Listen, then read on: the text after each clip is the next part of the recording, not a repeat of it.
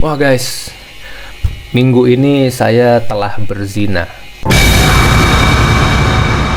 This is finally the very first video yang gue akhirnya upload setelah lama menunda. Ya, gitu ya guys, penyakit perfeksionis. Tapi bagusnya gue kira dengan gue menunda ini, konten-konten video berikutnya akan lebih clear.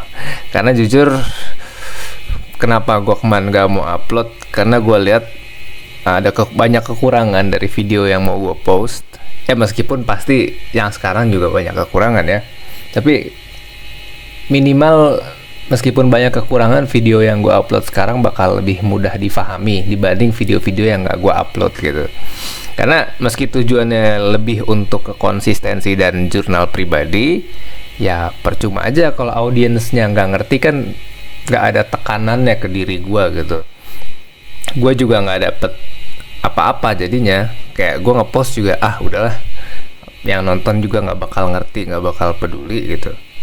Tapi kalau sekarang kalau gue bikin video konteksnya lebih jelas, minimal ada kemungkinan penontonnya kan ngerti. Nah kalau penontonnya ngerti, penontonnya berpotensi ngerti, gue pun ngepostnya dengan penuh kekhawatiran, akhirnya berdampak ke keseharian gue, aktivitas harian gue pun merasa diawasi. Kurang lebih begitu ya. Oke, kita langsung masuk aja. Main point dari journaling ini adalah progress goals gue. Nah, karena ini video pertama, sekalian mungkin gue kasih lihat goals gue apa aja. Yang nggak semuanya bisa gue share, beberapa sengaja gue sensor ya. Dilihat terutama di bagian-bagian goals yang terkait habit ini sangat-sangat terlalu private guys. Jadi kurang lebih di sini gue punya 5 poin yang gue dari secara garis besar gue bagi ke 5 poin ya. Yang masing-masing goals itu gue breakdown lagi. Jadi total ada 29 goals. Yang mana bobotnya beda-beda nih ya. Makin ke bawah tuh bobotnya makin kecil. Ya itu kan ada tulisan weight, itu maksudnya bobotnya. Ya emang nerdy banget sih. Ya long story short, intinya perfectnya 10, dan so far ini udah selesai bulan April, gua baru dapet 1,08 dari 10.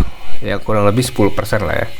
10% dari 100%. Nah, ya inilah. Ya karena ini video pertama mungkin jadi nggak ada pembandingnya. Nanti mulai setiap minggu gue post terus gimana progresnya. Apakah goalsnya tetap jalan di tempat, yang berarti gue cuma ngomong doang, nggak melakukan sesuatu terhadap goals gue, ataukah berprogres? Ya itulah tujuan dari journaling yang di publikasi ini. Ini sengaja beberapa gue sensor karena terlalu private ya. Gue kira meskipun nggak semuanya aib, tapi ya pokoknya buat gue terlalu private aja lah. Gue nggak bersedia kalian tahu sampai terlalu jauh sebenarnya goals gue apa aja gitu. Dan nggak ada manfaatnya juga sih kalau kalian tahu yang gue sensor ini ya. Oke, jadi itulah progresnya.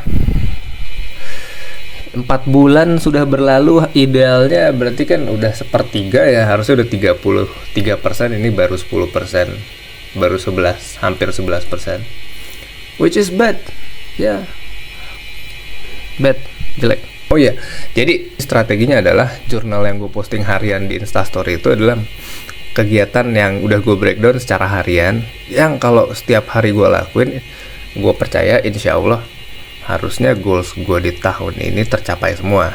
Jadi gitu aja terkait jurnalnya. Sekarang kita pindah ke lesson learn-nya ya.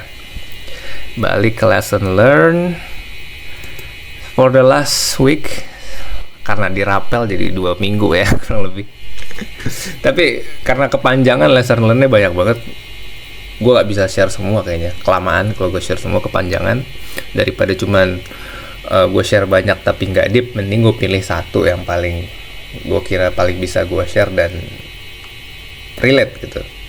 Jadi di 2 minggu terakhir ini yang paling gue pelajari adalah Nah ini terkait kenapa gue nunda kemarin upload ya. Salah satu alasan gue nggak upload adalah gue malah mulai semakin mengkhawatirkan dampak buruk dari public accountability-nya itu sendiri. Ada pikiran kayak semacam, emang boleh ya nge-share aib sendiri gitu, atau emang boleh ya, maksudnya emang bagus ya kalau kita nge-share progres kehidupan, kesuksesan, flexing prestasi pribadi gitu. Tapi setelah gue banyak mikir dan lebih jujur mendengarkan suara hati sendiri, lebih ke malu aja sih gitu. Lebih ke malu aja. Oh ternyata gue emang lebih ke malu aja. Kenapa malu?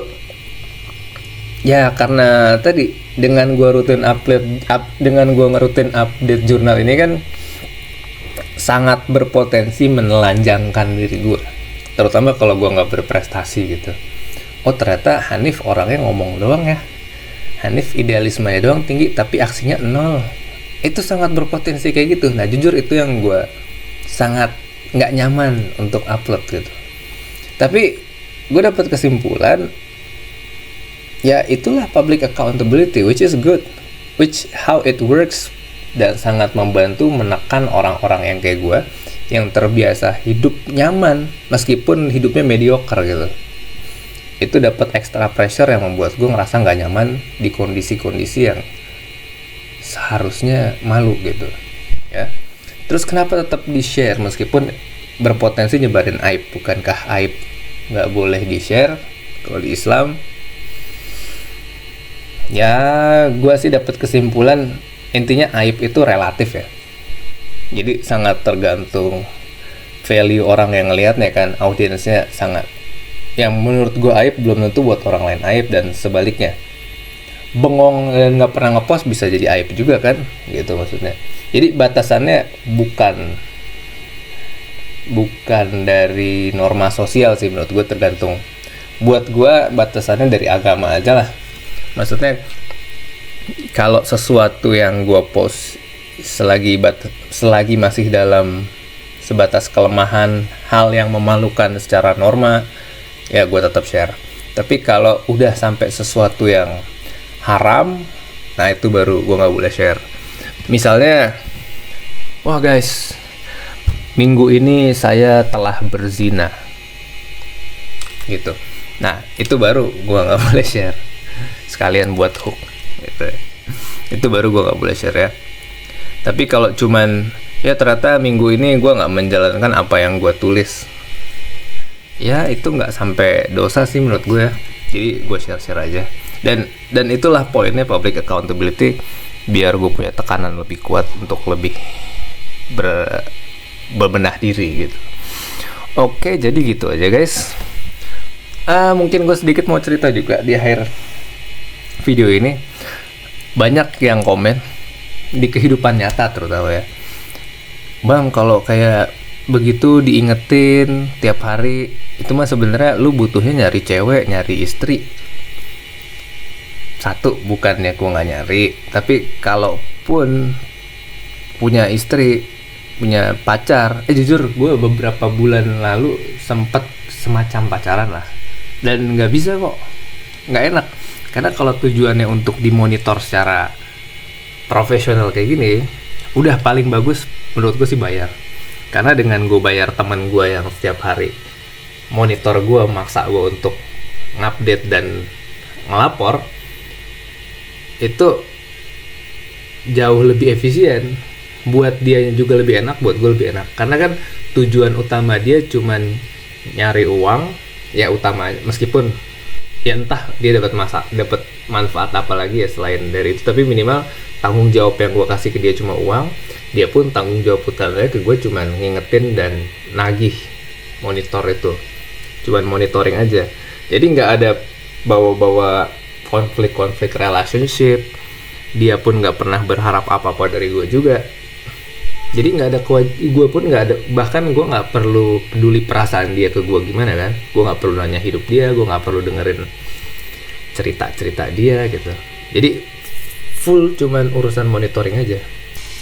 Oke, jadi gitu aja guys. Ya jujur malu sih, malu banget. Gue udah berpengalaman ditolak dimarahin orang, dimusuhin orang, dicaci maki, apalagi kalau dapat konten viral itu kadang ada yang sampai nge-DM, bahkan pernah nelpon. Jauh lebih malu ngepost video jurnal pribadi. Serius, gue malu sih guys. Anyway, tapi itu demi mencapai cita-cita dan menjadi pribadi yang terus bertumbuh, akan terus saya lakukan. Gitu aja, see you next week. Kalau gue konsisten, insya Allah konsisten.